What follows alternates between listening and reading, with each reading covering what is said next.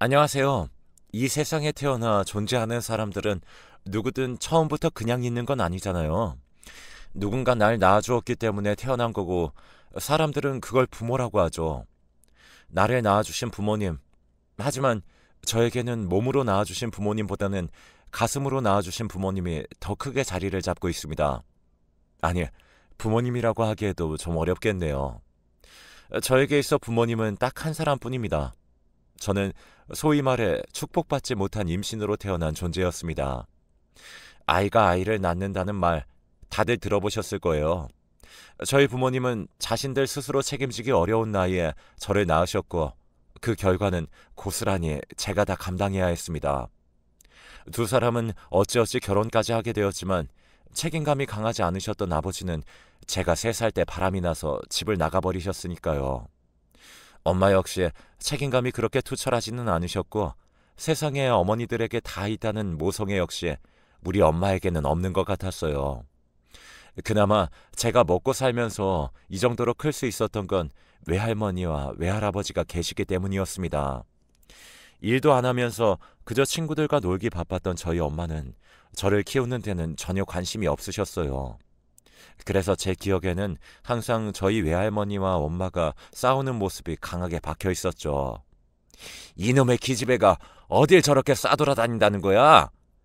전 이 새끼 밥 먹일 생각은 하기는 해? 어? 아, 몰라. 애들이 부르는데 어떻게 그럼?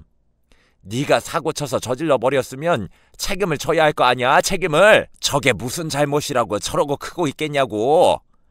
아, 저거 나 혼자 나왔어? 왜 나한테만 그래? 아, 몰라. 나 늦게 들어올 거야. 전화하지 마. 어릴 적 저희 엄마와 할머니의 대화는 이런 식으로 흘러가 엄마의 외출로 끝이 났습니다. 그렇게 저는 유년 시절을 보냈어요. 할머니나 할아버지도 그냥 있으니 어쩔 수 없이 키우는 입장이라 큰 사랑을 주진 않으셨습니다. 그냥 의무만 다할 뿐이었죠. 그러다 어린 나이에 너무 충격적인 이야기를 듣게 되었고, 저는 그날부터 세상에서 저의 존재를 부정하게 되는 생각까지 갖게 되었어요. 그때가 아마 초등학교 2학년쯤 되었을 것 같아요. 그날도 외할머니와 저희 엄마는 싸우고 있었고, 할머니는 전날에 외박을 하고서도 밤늦게 들어온 엄마에게 화를 내고 있었습니다. 야, 이놈의 기집애야. 네 새끼 저렇게 키울 거면 그냥 고아원에 보내버려. 나도 이제 아주 지긋지긋하다, 지긋지긋해. 내 자식도 이렇게 키우기 힘들어 죽겠는데 아주 그냥 저거까지 너 닮아서 이렇게 속 썩일까봐 벌써부터 걱정이다, 걱정. 아주 무섭다, 무서워. 외할머니는 잠을 자고 있는 저를 보며 엄마에게 말했고, 사실 이리저리 눈칫밥을 많이 먹고 사는 탓에 작은 소리에도 민감하게 반응하던 저는 이미 엄마가 들어오는 문소리에 깨어 있었어요. 하지만 다시 잠들기 위해 눈을 감고 있었을 뿐이었는데, 외할머니는 제가 자고 있다고 생각을 하시고는 엄마에게 그런 말씀을 하신 듯 했습니다. 그때 저는 저의 존재가 정말 사람들에게 쓸모없는 존재, 귀찮고 걸림돌이 되는 존재라는 걸 알게 되었죠.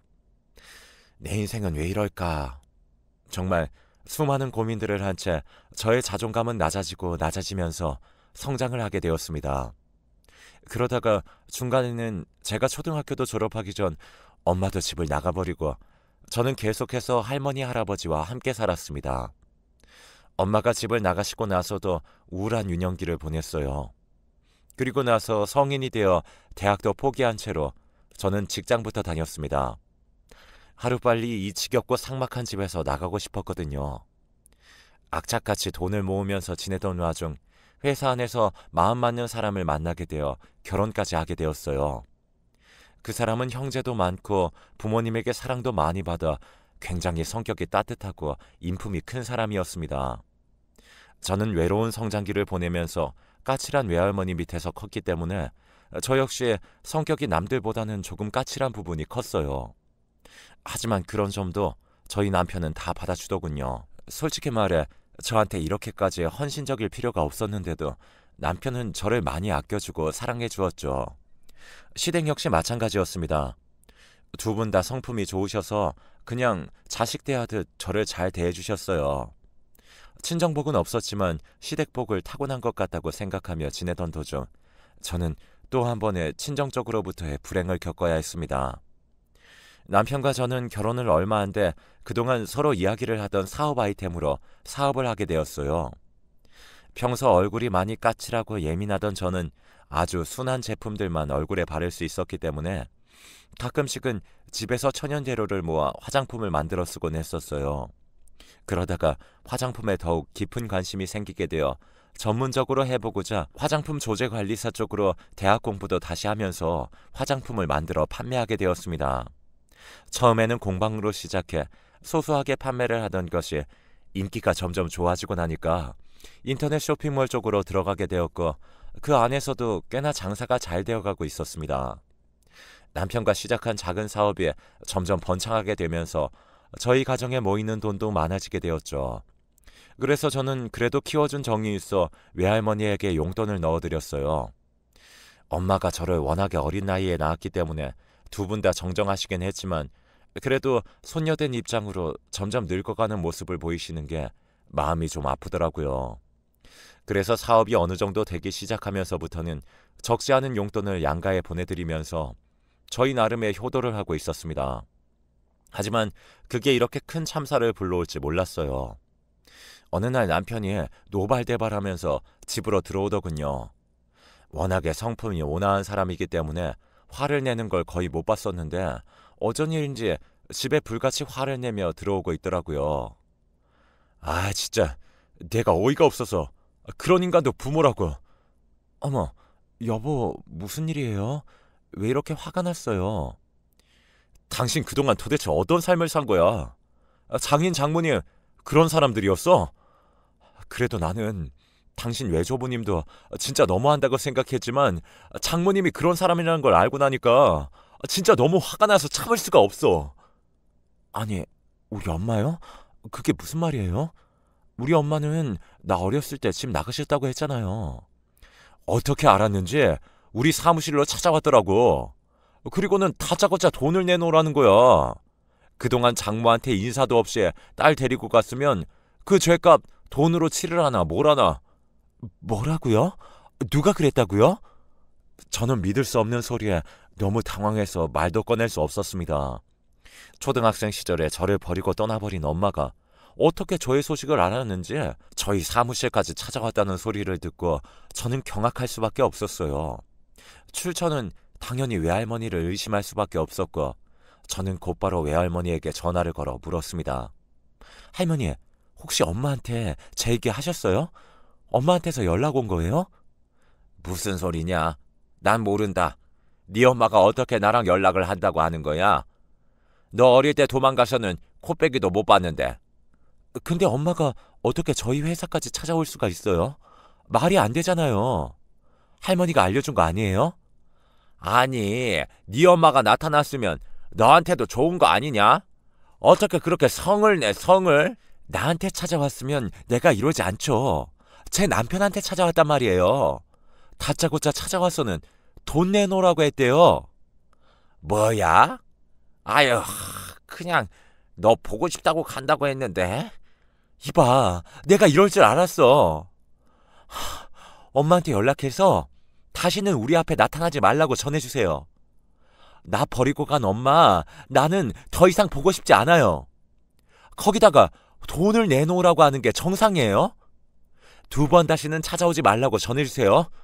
그리고 할머니도 또 한 번 엄마한테 제 이야기하면 저 정말 가만히 안 있을 거예요. 외할머니에게 크게 화를 내고 나서는 저는 며칠을 알아 누워버렸어요. 정말 누구도 만나고 싶지 않고 남편에게도 너무 창피해서 몸둘 바를 모르겠더라고요. 그 뒤로 다행히 엄마라는 사람은 저희 앞에 일절 모습을 나타내지 않았습니다.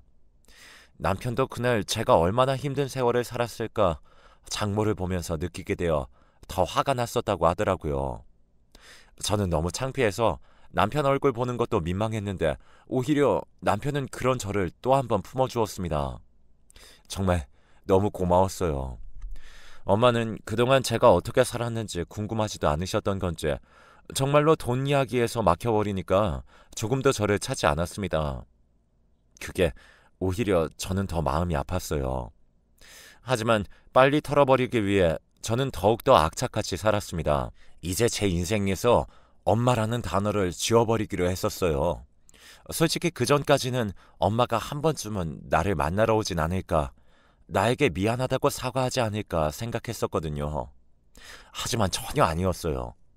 저의 생각과 이상과는 달리 엄마는 너무나도 불쾌하고 실망스러운 모습으로 나타났어요. 그것도 제가 아닌 제 남편에게 말이죠. 그렇게 또 하나의 기겁할 만한 사건을 지나서 저는 또 일에 집중한 결과 점점 더 사업이 확장되고 있었습니다. 그렇게 그냥저냥 살아가던 중 이번에는 외할머니에게 갑작스러운 이야기를 듣게 되었습니다. 얘 이나야, 이 할미 암이란다. 이 할미 위암이라는데 아주 죽겠다. 치료 빨리 받아야 한다고 하는데 이 늙은이들이 너 키우면서 돈을 얼마 못 모았어. 그러니까 치료비 좀 다오. 네? 아니 갑자기 무슨 일이에요? 암이라뇨. 그동안 그런 말씀 없으셨잖아요. 얼마 전부터 계속 속이 안 좋고 그래서 건강검진을 받으러 갔는데 글쎄 위암이라지 뭐냐. 일단은 치료받으면 될 것 같다고 하니까 네가 좀 비용 좀 대줘. 저는 그래도 그간 정없이 살았다고 생각했는데 막상 외할머니가 아프시다고 하니까 마음이 좀 많이 아프더라고요. 그래도 초기에 발견돼서 치료만 잘하면 나을 수도 있다는구나. 그리고 너는 올 필요 없다. 이 할미 신경 쓰지 말고 네 일에나 집중해. 지금이 가장 바쁜 시기라며. 이 할미는 이 할미 동생, 그러니까 네 작은 할머니가 간호해 주기로 했으니까 굳이 먼 걸음 할 필요 없다. 나도 이게 더 편해. 그러니까 돈만 보내주면 된다. 그래서 모든 비용을 다 대겠다고 했죠. 그리고 다시 한번 할머니가 잘 검사를 받으신 건지 알아보기 위해 같이 병원에 가보자고 했습니다. 할머니, 그럼 나랑도 같이 병원에 한번 가봐요. 일단은 제대로 검사 받은 건지 확인 좀 해보게. 아유, 참, 그 대다니까 그러네. 평생을 너한테 모지게 했는데 내가 이번에도 아픈 모습 보여주면 마음이 많이 아플 것 같아서 그런다. 그러니까 그냥 내가 병원비 청구되는 대로 말만 해줄 테니까 그것만 좀 보내다오. 그렇게 몇 달을 치료 과정을 보내는 중에 필요하다는 돈을 보내드리고 있었어요. 그런데 치료가 잘 안 된다면서 나중에는 치료 강도를 높여야 한다고 하면서 돈을 더 많이 요구를 하더라고요. 그때는 저도 상황을 모르고 계속 돈만 보내야 하는 터라 좀 의아한 부분이 많아서 할머니에게 정확하게 검사 결과를 보여달라고 말씀을 드렸어요. 아무것도 모르고 돈만 보내는 게 좀 아닌 것 같았거든요. 그럴 때마다 할머니는 며칠 뒤에 저에게 정확하게 검사 결과에 대해 서류를 찍어 보내주셨습니다. 할머니, 이거 정확한 거 맞죠? 아니, 왜 같이 병원을 안 가려고 그러세요? 아이, 참 괜찮대도. 네 할아버지도 알고 있으니까 걱정하지 말어. 할머니는 그거 괜찮다며 말씀하셨어요. 거듭되는 상황에서 저는 사업으로 바쁜 나머지 할머니에게 더 신경을 못 써드렸어요. 그 부분이 죄송해서 또 돈을 평소보다 더 많이 보내드리기도 했었죠. 그러다가 이번에는 입원까지 해야 할 것 같다고 말을 하더라고요.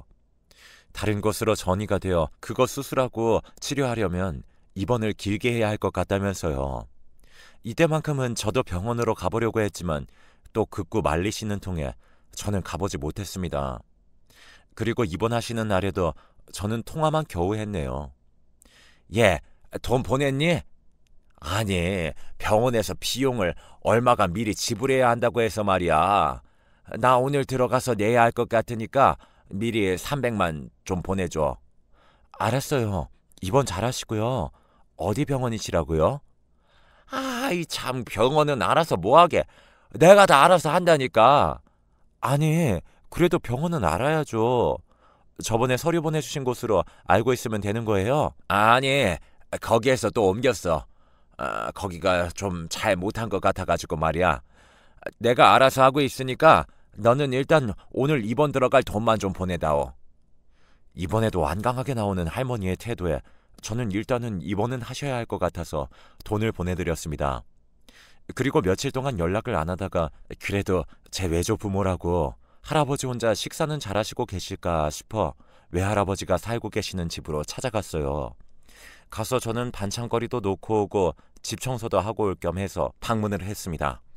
하지만 저는 거기에서 너무나도 충격적인 장면을 목격해야 했어요. 병원에서 입원하고 있어야 할 외할머니가 저희 엄마로 추정되는 사람과 함께 이것저것을 마구 챙기고 있었거든요. 현관문이 열려 있어 듣게 된 둘의 충격적인 대화가 저의 귀를 강타했습니다. 아유 참, 그 기집애 그냥 돈 보내달라고 하면 돈만 보내주면 될 텐데 아주 그냥 무슨 말이 그렇게 많아서 자꾸만 이것저것 묻는다 물어. 너도 단단히 준비해둬. 저번처럼 또 서류 보내줘야 할 수 있으니까. 그게 아주 지혜비 닮아서 따지는 거 엄청 잘하네. 아니, 지 할머니가 아프다고 하면 그냥 돈만 보내주지 뭘 그렇게 물었어? 아우, 걱정하지 마요 엄마. 그 사람이 이쪽 사기로는 전문이라니까. 그때도 어떻게 그 의학용어 다 집어넣어가면서 서류를 만들었는지 아주 나도 감쪽같이 속았지 뭐야. 이번에도 단단하게 준비하고 있으니까 이제 엄마는 그때 말한 터만 엄마 얘기 잘 준비하고 있어요. 저는 너무 놀랐어요. 이 이야기만 들어보면 그동안 할머니는 엄마와 함께 작당을 하고 저에게 사기를 치고 있었던 거였고 그동안 보여주었던 병원 서류들도 전부 다 위조된 것들이었어요. 저는 이 충격적인 사실을 듣자마자 곧바로 할머니를 불렀습니다. 할머니, 지금 여기서 뭐 하고 계시는 거예요? 도대체 지금 하시는 소리가 전부 다 무슨 소리예요?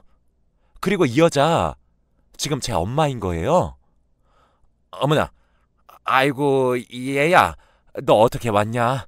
아니 갑자기 무슨 일로 찾아왔어? 무슨 일이긴요? 할머니 병원 입원하시면 할아버지 혼자 계셔야 하니까 반찬이라도 넣어놓고 가려고 왔죠. 근데 이렇게 두 분을 보게 될 줄은 몰랐네요. 그동안 저 속이신 거예요? 근데 그런 거예요? 할아버지는요? 할아버지도 알고 계셨어요? 저는 너무 충격을 받아 더 이상 말을 이어가지 못하고 따지기만 했습니다. 그리고는 경찰서에 곧바로 엄마와 할머니를 신고하려고 했어요. 그랬더니 누군가가 저를 저지했습니다. 놀랍게도 저희 할아버지였어요. 됐다. 멈춰. 그만둬. 할아버지. 신고를 하려는 저를 말리시는 할아버지를 보고 저와 외할머니, 엄마 모두 다 깜짝 놀라고 말았어요. 다른 의미에서 말이죠. 여보, 당신 지금 일 나갈 시간에 여기에서 뭐하고 있는 거예요? 내가 당신 이럴 줄 알았지. 이놈의 옆편에 이 정신 나간 거사. 너 이나 당장 이 집에서 나가. 빨리. 네? 할아버지, 어떻게 그렇게 말씀하실 수가 있어요? 저더러 나가라뇨. 잘못한 건 저 두 분이라고요. 말 안 들어? 당장 나가지 못해.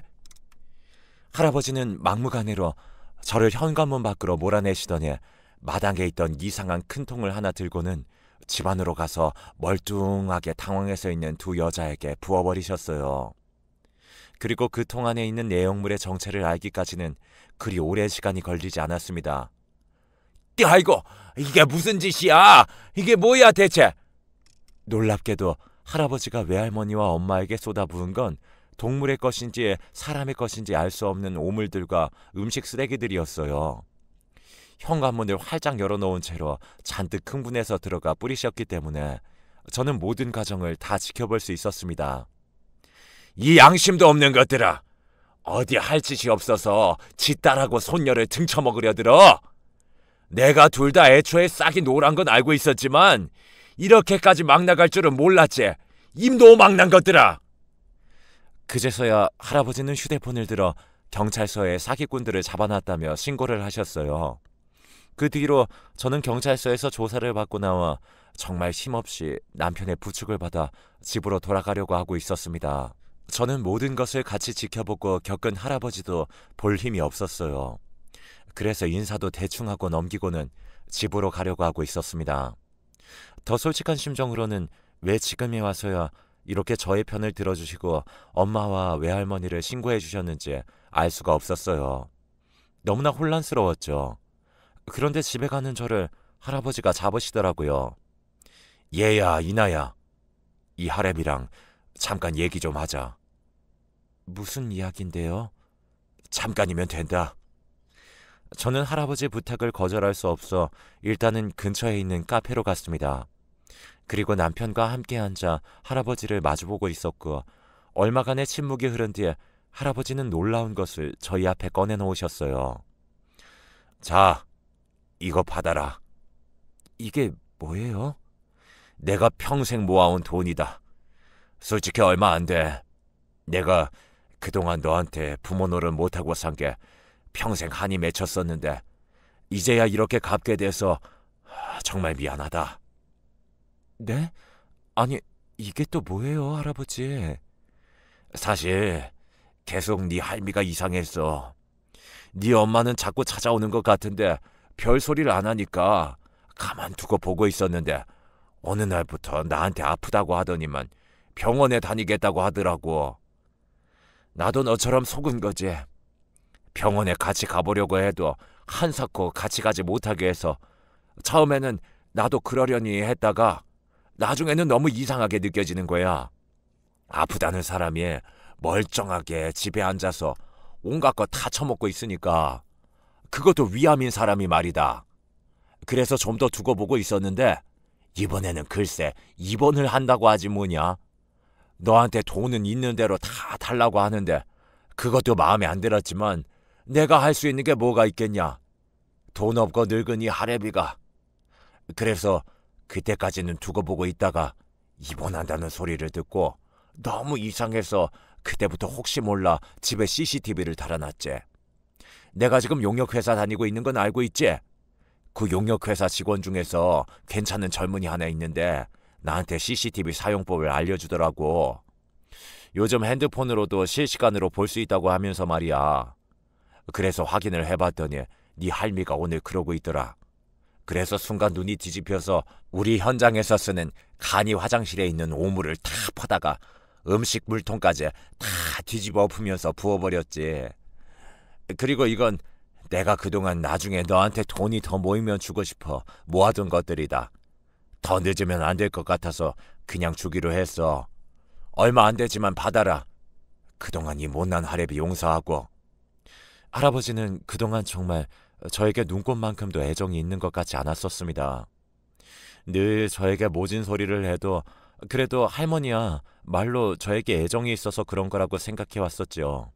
하지만 할아버지만큼은 저에게 눈길도 주지 않으셨는데 그게 다 무뚝뚝한 성품에다가 저에게 면목이 없어 그래왔던 거라고 말씀하시더군요.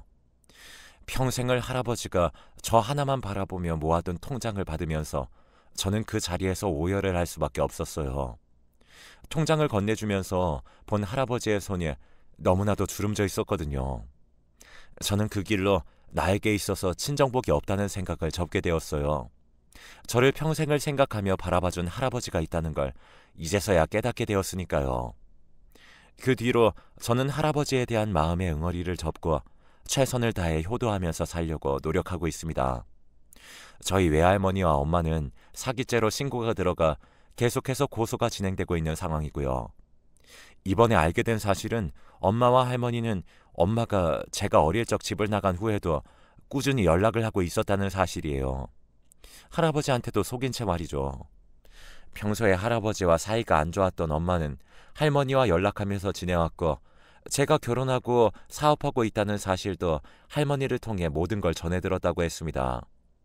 그러다 엄마가 만나는 남자에게 버림받자 그걸 본 할머니는 아무리 미워도 당신 딸인지라 엄마가 어떻게든 살게 해주고 싶어 제게 돈을 뜯어내어 엄마가 자리 잡도록 도와주고 있었던 거였어요. 한마디로 잘못된 모정이었죠. 그러다 제가 슬슬 눈치를 채려고 하니까 마지막으로 3천만 원을 뜯어내고는 어디론가 떠날 계획을 잡고 있었던 모양이었습니다. 할머니는 하나밖에 없는 딸이 불쌍하고 가슴이 아파 엄마의 범죄와 사기에 가담한 거였고 그렇게 손녀인 저를 두고 본인 딸만 살리겠다고 저를 버리고 이용해 먹은 거나 마찬가지였어요. 저는 할아버지가 주신 돈과 제 돈을 보태 저희 집 근처에 작은 집을 하나 얻어드렸어요. 일주일에 몇 번은 들러 반찬도 드리고 그동안 하지 못했던 효도를 하고 있습니다. 할머니는 그 낡은 집에서 혼자 지내면서 법의 처벌을 기다리고 있고 그 엄마 같지도 않은 여자는 지금 또 제가 신고를 한 걸 알고 도망을 갔더라고요. 대한민국의 법을 우습게 본 걸까요? 보나마나 금방 또 잡혀서 딸을 사기치려고 한 대가를 심판받게 될 겁니다. 물론 가족 간의 범죄는 사기 요건이 성립이 안 될 수도 있어서 불기소 처분을 받을 거라고 말씀하신 분들도 꽤 많으셨는데 저는 상관없어요. 어차피 제 인생에서 제가 앞으로 누굴 도와야 하고 누굴 과감하게 정리해야 됐는지 명확하게 알 수가 있었으니까요. 할머니는 아직도 제게 미안하다는 사과 한마디 안 하고 계세요. 그깟 돈 지금껏 키워준 값으로 치면 되지 않느냐고 오히려 제게 소리를 꽥꽥 지르고 계시고요. 저희 엄마 얘기를 하면서도 니네 엄마가 너를 낳지 않았으면 너는 이 세상에 존재하지도 않았다 라면서 엄마를 두둔하고 있고요. 그런 얘기 하실 때마다 엄마에게 왜 할머니가 어떻게 세뇌를 당하셔서 그러는지 참 답답하기도 합니다. 할아버지는 근처에 모시고 살면서 얘기를 들어보니 그동안 살면서 할머니에게 폭력도 당하고 무시와 폭언에 많이 힘드셨나 보더라고요. 그래도 참고 인내하고 버티며 살았는데 피부치 같은 당신 손녀에게 할머니하고 엄마가 사기를 친다는 사실을 알고는 연을 아예 끊을 각오로 이번에 그렇게 행동하셨다고 하네요. 차라리 남은 인생 혼자 사는 게 더 편할 것 같다고 하시면서 말이죠. 그 말씀을 들으며 이제는 할아버지의 진정한 가족은 저와 남편이 되어드리기로 했습니다. 그렇게 저의 정말 파란만장한 게 많았던 삶은 막을 내렸어요. 그 속에서 나름 진짜 가족을 찾을 수 있었네요. 앞으로는 저희 할아버지한테 평생 효도하면서 살려고요. 또 무뚝뚝하신 할아버지에게 저도 많이 표현하려고 노력하고 있습니다. 제 남편도 시부모님들도 할아버지께 모두 잘해드리다 보니 할아버지 얼굴도 예전보다 많이 좋아지셨고요. 이게 바로 얼마 전 일이네요. 저는 이제야 진정한 가족의 의미를 조금씩 알아가고 있는 것 같아 행복한 하루하루를 살고 있습니다. 여러분들도 가족들과 항상 행복하시고 진정한 가족의 의미가 뭔지 한 번쯤 되새겨보는 것도 나쁘지 않을 것 같다는 생각이 드네요. 저는 이 가족을 잃지 않도록 내 가족을 위해 열심히 잘 살아보겠습니다. 감사합니다.